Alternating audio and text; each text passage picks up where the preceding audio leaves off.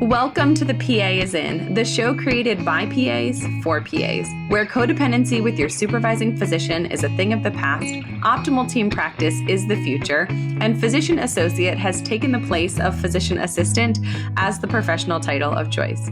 I'm Tracy Bingaman, and I'm obsessed with redefining what success as a PA looks like and what it feels like. Here you'll find the mindset shifts, systems, and processes I use to escape healthcare burnout and integrate my work into my life. Work-life balance is a myth, and an integrated life where you thrive professionally, not a balancing act, is the goal here. My mission is to help you to grow into a unicorn PA who loves their job, has abundant energy, time to spare, and work-optional financial freedom. The PA is in. Hey there, and welcome back to another episode of The PA is In. This episode is part of a series all about financial basics. We're going back to basics when it comes to money, finances, cash flow, investing, all of these things that make up our financial lives. We're going to unpack them one by one and give you just a really basic idea, things that you should know, terms that you should understand, place that you can start in terms of understanding, creating margin in your life when it comes to money. Sarah, welcome back to Basics when we are covering basic financial stuff. Thanks for having me. I'm sure I will get that intro to sound more succinct as we go forward in future episodes. But as for today, we're talking about investing basics. We are really going to unpack these words of saving versus investing and where we should be investing in terms of putting money away for retirement. So let's start with the difference between saving and investing. Yes. So we talk about saving a lot. You should save your money. You should save for the future. But saving, like the literal definition of saving, is not investing. Saving for the future won't actually prepare you for the future. You need to invest for the future.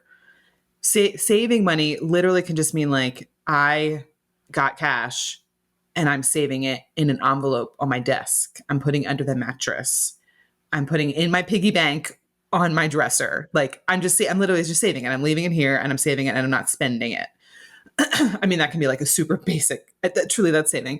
But other saving can be, just putting it in your regular bank account or even a credit union, you're saving in your bank account.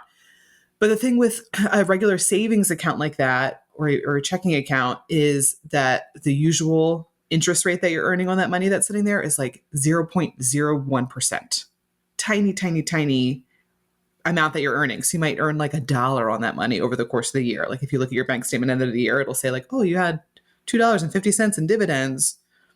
Okay, great. Because you were just saving that money. But if you, woohoo, I earned an extra $2 because I saved it and didn't spend it. But that, obviously over the course of, 30, 40, 50 years until you want to retire, that $2 a year is not going to add up to anything for you.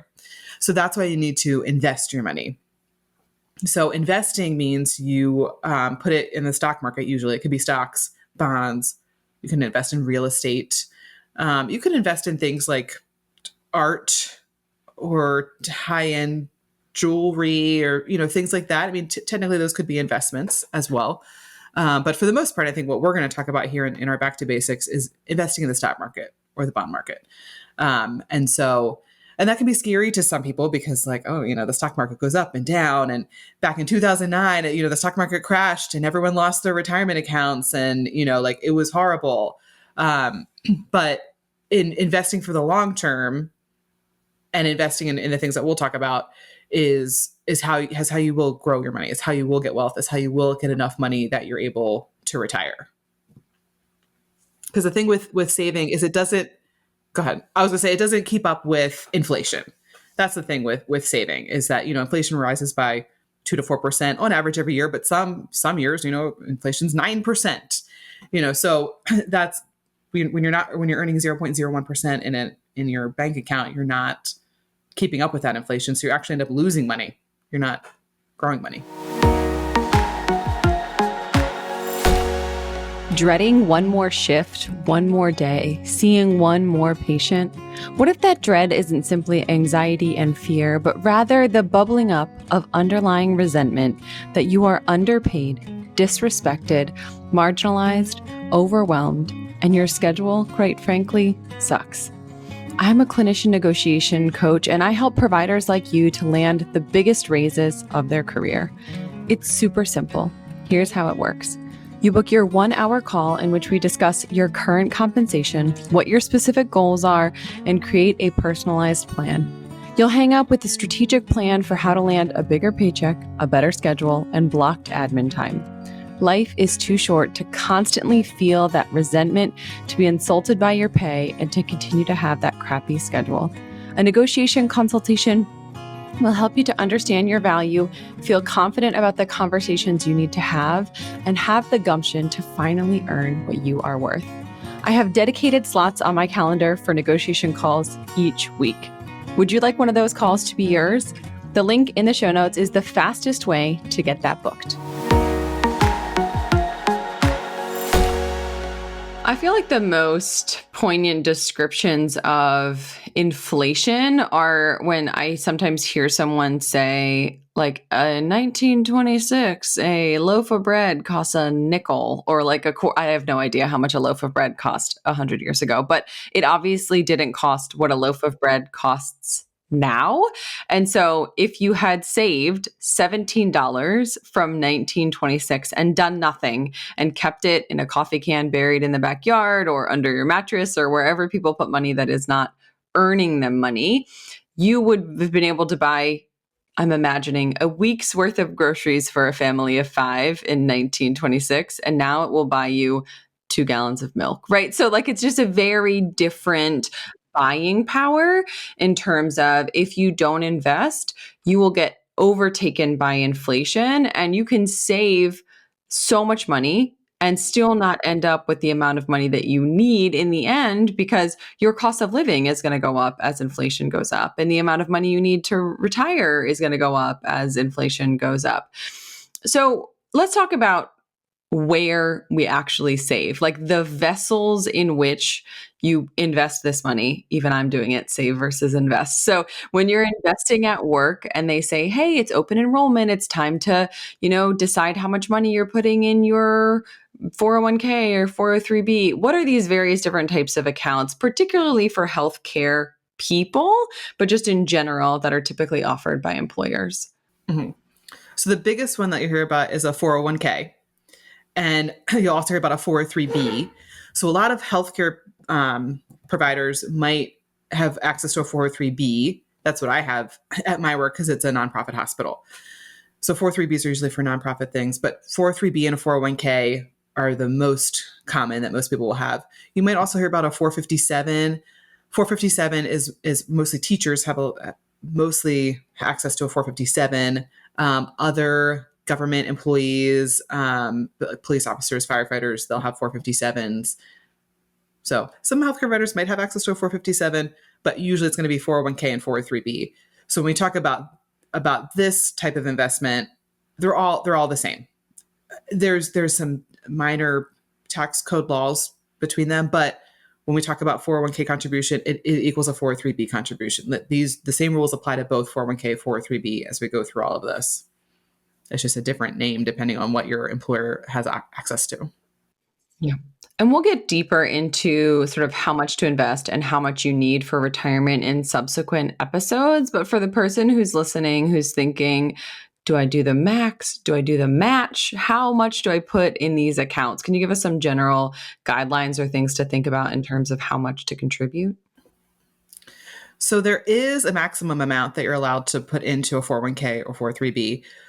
And it changes a little bit every year, maybe every other year. The IRS will announce what this year's contribution limit is. So for 2024, so if you're listening to this year in 2024, the contribution limit for a 401k or 403b is $23,000 per person. So, if you and your spouse both have access to one, you can each contribute $23,000. And this is pre-tax money.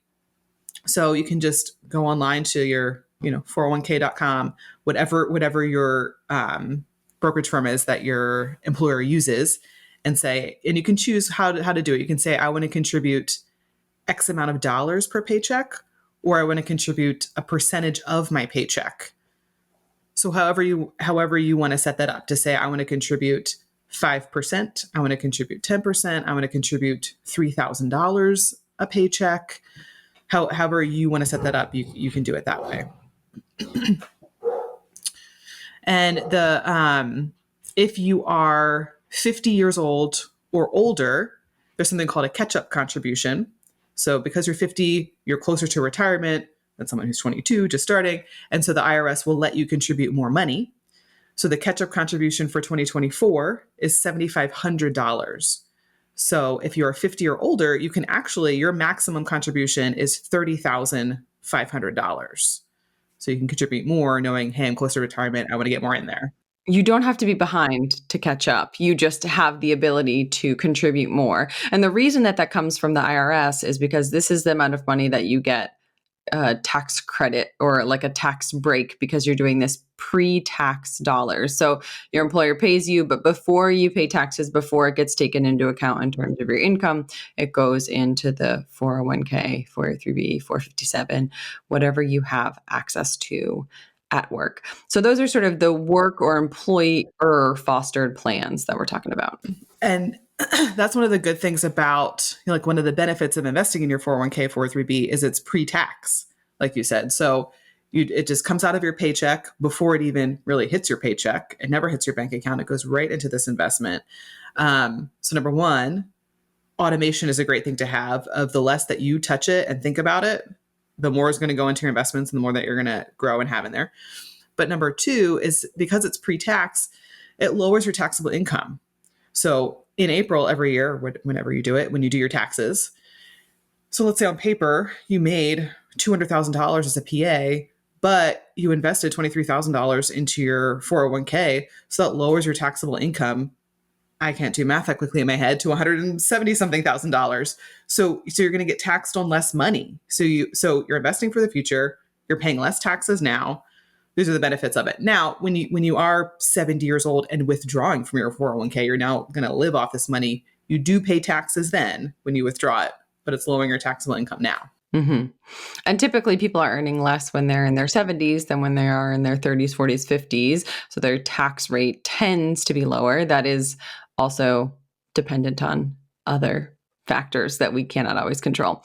So talk to me about the match. I actually have a story about the match versus the max. So we were doing our contributions at work, and one of our new team members, I just happened to be walking by her as she was filling out the form, and she said, is the match the max? And I was like, oh, no. So I, stopped by and said, hey, the match is money that our, practice gives you. So when you put $1 in, they put $1 up to 3%.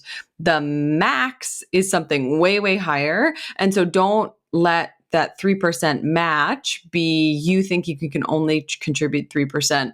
We ran some numbers and she said, I've always only ever done 3%, but I think I could do 8% and maybe next year I could do 10%. And I thought this is a huge, huge difference in terms of increasing the amount that you're contributing. So unpack the match for us and why the match is such an important tool to be using.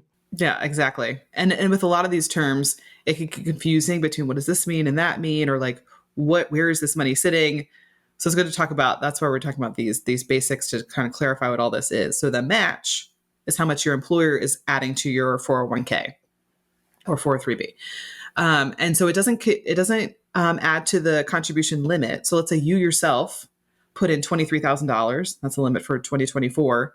Your employer can put in $10,000 or whatever they do there for their match. And it doesn't matter. Don't worry about like, oh, hey, I'm already putting in 23 and they're adding 23,000. They're adding more. I'm going to be over the match and I'm going to go to IRS jail and, my house is going to be taken from me. No, what your employer match does not count towards your personal contribution limit. But the match is what you'll probably hear referred to as free money. Like you were saying, Tracy, it's just extra money that your employer is adding into your 401k. So it's good to know what the match is at a bare minimum. If you're not sure if you can, how much money you're getting from your paycheck, what your budget is, how much you need to pay your expenses, at the bare minimum, do the match. That's your basic minimum. If you're thinking, how much should I contribute? How much money do we need to live off of? How much do I really need coming out of my paycheck to my bank account? At a bare minimum, try and get the match. If something's going on with finances that you can't get to the match, like that's your first goal, is to get to the match. And then beyond that, your big goal is to do the total limit if you can, whatever the contribution limit is that year. So the match is, whatever your employer is just adding it on top. So it sounds like, Tracy, you have a 100% match up to 3%. So which means if you put in 3% of your paycheck, your employer will also put in 3%. They'll just match a dollar for a dollar. And so every check with your employer and your company and what they do, because everyone does it differently. My company does a 50% match up to 4%. So if I put in 4% of my paycheck, they'll add in 2%. So they'll do half of that. So some companies do dollar for dollar, some do 50 cents on your dollar. That's what I have. So every company is a little bit different about how much they're adding and how much what's their limit. Your limit's 3%, mine's, up to 4%. Some companies I've heard of will do 8 or 10%. They'll match up to that. So everyone's a little bit different, but see what your match is, because that's just extra free money that, you're not putting in from your own paycheck. You're not technically working for this money. It's just, hey, I'll throw in a little extra money for you, is what your employer is doing. So it's absolutely get the match. You will never get an investment that's better than your employer match. PAs, you're dedicated to improving the lives and health of your patients for a brighter future. But what about your future? Who's dedicated to helping you with your financial health so that you can live the future you dream of? Meet Caleb Pepperday, certified financial planner and owner of Advanced Practice Planning. Caleb is the husband of a PAC himself and has seen firsthand the challenges PAs face when it comes to finances. This fueled his mission to ensure that physician assistants get the respect, guidance, and treatment they deserve to build the future they want. Don't risk facing retirement with too little in your accounts or giving up on your dreams for the future, and work with an advisor who understands the unique challenges of being a PA. Gain insights into what your retirement could look like with access to the proper guidance. As a listener of and a featured guest on this podcast, Caleb's made available a free guide to help you prepare for retirement. Check out the link in the show notes to get your free guide and learn more about how advanced practice planning can help secure your financial future. Yeah, I mean, if your matches, they match 100% up to 3% of your income, that means that for every dollar of that 3% that you contribute, you get an automatic 100% immediate return on investment. Like, we will tell you lots of different ways of how to invest and earn more. None of them will yield an immediate 100% return. So the match is really, really, again, as Sarah said, if you're only contributing a small amount because you're working towards some other financial goals, at a minimum, make sure you're maximizing the benefit that you get from that employer match. And it's a guaranteed 100% return. And most of the time, if you hear, hey, this is a guaranteed return, this is a guaranteed investment, run for the hills. That is sketchy and probably not a good situation to be in. But this is a legit guaranteed 100% growth of what you're going to get. So, yeah. All right, let's talk about another sort of vessel for investing, which exists outside of work. Well, sometimes inside of work. As I'm saying that, I'm thinking, well, actually, I have one at work. So what's the difference between a 401k and an IRA? So an IRA is an individual retirement account. You have to be working to contribute to an IRA, but it's something that you open up on your own, and you can open up with any brokerage firm that you want, but you would go in and open up an IRA. And so for this, again, the IRS will set a contribution limit every year. This year, the limit is $7,000. So it's much less than your 401k limit. That's $23,000. So an IRA limit this year for 2024 is $7,000. And there's a catch up again. So if you're 50 years or older, you can add another $1,000. So if you're 50 or older, your total contribution limit is $8,000. And so the rules with an IRA are you have to be working and earning an income in order to contribute to the IRA. And for us, and I think for most people listening, we're all professionals and working full time. and we'll be able to contribute $7,000. The only thing to think of is, let's say maybe you're only working an extremely limited amount of time, or you're thinking about, hey, my teenager has a job and wants to do an IRA. The only thing is you have to earn at least $7,000 in order to contribute. Let's say your job or your teenager only earns $4,000 at their summer job or whatever it is, or you only earn $4,000 because you're working so little this year for whatever reason. If you only earn $4,000, you can only put $4,000 into your IRA. That's the only thing. So it's either the maximum contribution limit of $7,000 or however much you earned. You just have to look at that. But for most of us, we'll be able, And then one other piece that I think is confusing to people is the vessel versus what it's invested in. So the 401k, the 403b, the IRA is the type of account or the type of investment that you have. Can you help us differentiate between that and then what it's actually invested in? Like having money in an IRA doesn't mean anything unless it's invested in something. Right. And this is something to think about. What some people get caught up in is a lot of times, maybe not, it depends on what your firm does, but a lot of times let's say like, I'm going to invest money into my IRA or I'm going to invest in my 401k. And it might, depending on what you're doing, okay, I'm putting money in there, but like you said, that's the big, like that's the suitcase. The 401k is the suitcase. The IRA is the suitcase. What are you packing inside of your suitcase? Those are your investments. There's a lot of times where you might invest money in there, like, hey, I'm drafting it, from my paycheck each month, but it might just be sitting in like a money market account, which is basically like a little savings account, not earning anything. You have to invest that money. So you have to check and see, what am I actually putting this money into inside of here? And so, a lot of times initially you might just put it in some kind of money market account in your IRA, and you have to check and see, I need to invest that money. I need to do the investing, not the saving. So a lot of people, there's things like target date funds. So you can buy individual stocks, you can buy index funds, you can buy bonds, you can put it in cash, you can buy domestic stocks and bonds, you can buy international stocks and bonds. There's all kinds of different things that you can put inside, and that's what you're really invested in. You could say, I'm investing in my 401k, but what are you invested in? I'm invested in Apple stock, or whatever it is, or invested in the S&P 500. That's where you need to get the money. Is that next step is actually pick the investment where you want to put your money. Yeah. So we're going to dive into pick the investment and where you want to put your money in the next episode of Back to Basics for Money Management. And we're also going to talk about Roth versus traditional. We're going to talk a little bit about the elusive backdoor Roth and how to do one and what it means for people. So stay tuned for that next episode. As for today, Sarah, thank you so much for joining us and for enlightening us on these investing basics. Thanks. Finances can be one of these topics that is just fraught with potential emotions, and that sometimes we don't feel that comfortable talking about money to the people in our lives. So I hope that this series of episodes serves as a guidepost for you and that you learn something to take back to your own management of your personal finances that puts you just 1% more in the direction of your money goals. Thank you, as always, for tuning in to another episode of The PA is In. That's all for today. This PA is out. Congratulations, you've just joined an awesome club. By listening to a full episode of The PA is In, you are officially on the Unicorn PA team. Welcome aboard. What most team members do is they subscribe to the podcast because that allows them to automatically get the latest episode of the show.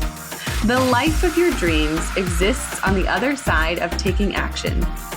Keep making small shifts and keep getting better.